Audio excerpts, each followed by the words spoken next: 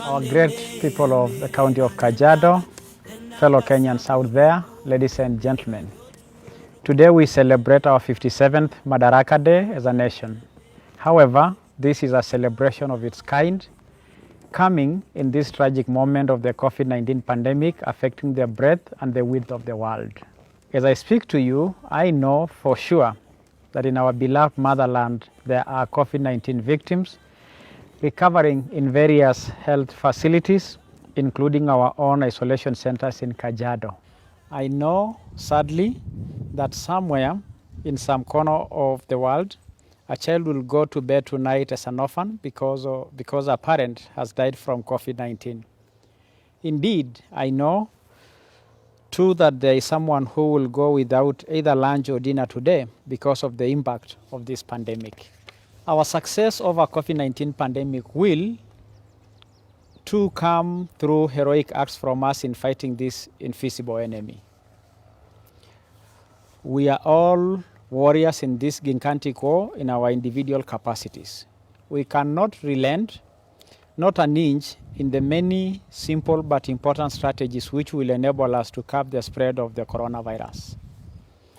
Let us wash our hands regularly, let us sanitize, let us wear masks, and above all, let us enhance the African spirit of being there for one another as and when there is need to help. Ladies and gentlemen, we all remember the index case of COVID-19 was found in Kajiado. Since then, at least 50 cases have turned positive, with majority of them being truck drivers and members of staff at the Namanga border point. It is in the backdrop of this unique situation, unique circumstances, that we celebrate our Madaraka Day in such a way. Sitting here, like many of you, I miss life out there, but I have to stay home to curb the spread of this pandemic.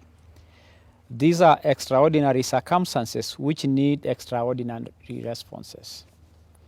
In a sense, we take much consolation and inexhaustible pride in the heroism of those who paid by their sweat and blood to finally enable our nation to achieve internal self-rule, Madaraka yetu, on a day like this 57 years ago.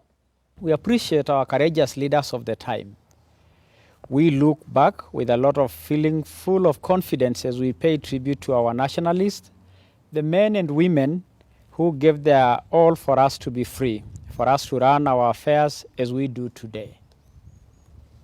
True, we are all facing trying times with the immeasurable impact of this pandemic. Numbers of victims are increasing by the day, but let us not have any fear. Our Madaraka came not on a silver platter, but through heroic acts of our forebearers. Due to the threat we continue to face as a county that shares boundaries with several other counties and our neighboring country, my government has taken up several mitigating steps that include but not limited to provision of adequate personal protection equipment to our frontline healthcare workers, training of over 700 health workers on management of COVID-19 and sensitization of more than 1,200 staff in our health facilities, including community volunteers. Establishment of isolation and treatment units in 5 health facilities with a combined capacity of 60 beds.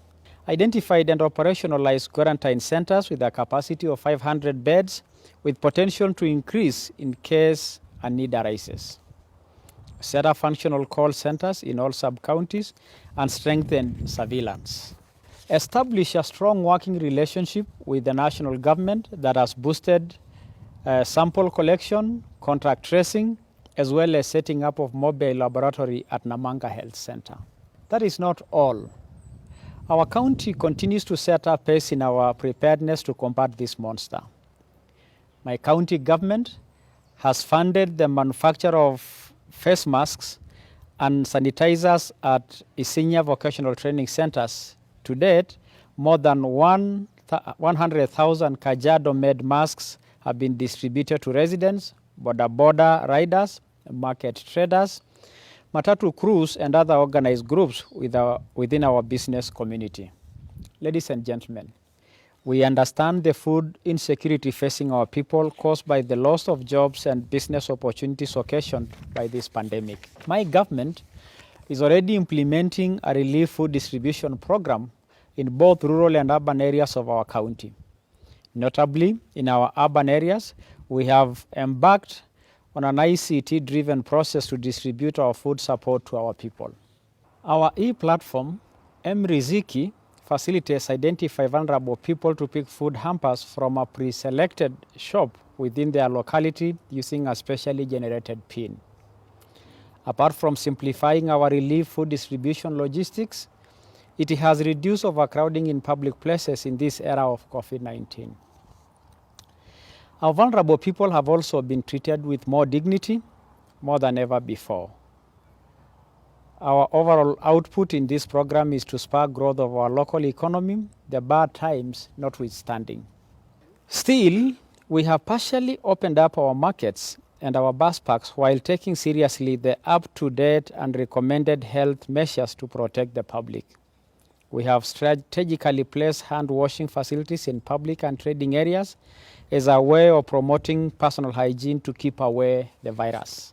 Ladies and gentlemen, in all these measures, our chief goal is to be there for our people, to enable them to make the best out of a very bad situation, to facilitate people to be heroes and heroines every day who will bring us dignity in their fight against COVID-19.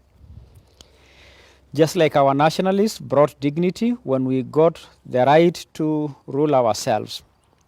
And that is the way it should be. That is the way it should remain for now and in coming days as we battle with this pandemic. God bless Kenya. God bless Kajiado. Thank you very much.